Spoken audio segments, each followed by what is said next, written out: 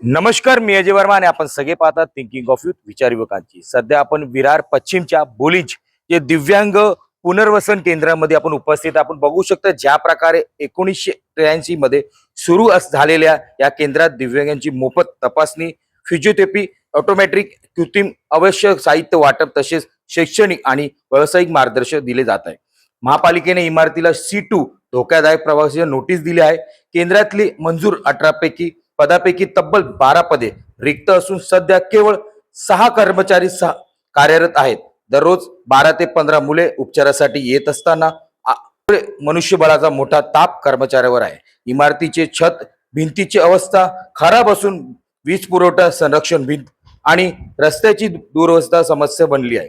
केंद्राच्या मागील बाजूला दिव्यांग मुलांची शाळा 2013 पासून बंद असून तिथी इमारती धोकादायक झालेली आहे। या सर्व गोष्टी बघण्यासारखं असतं। ज्या प्रकारे वसई विरार मध्ये अत्यंत मोठ्या प्रमाणात हा C2A C1 कॅटेगरीची इमारत आपल्याला पाहायला भेटतो, त्याचबरोबर आता महाराष्ट्र शासनच्या अंतर्गत येणारा दिव्यांग पुनर्वसन केंद्र पण त्याची अवस्था जीर्ण झालेली आहे। आता कशा पद्धतीने इकडचे स्थानिक जे पण लोक प्रतिनिधी याला कशा प्रकारे पुढाकार घेणार आहे, सर्व गोष्ट नक्कीच तुम्हाला पुढे दाखवायचा मी प्रयत्न करू। धन्यवाद।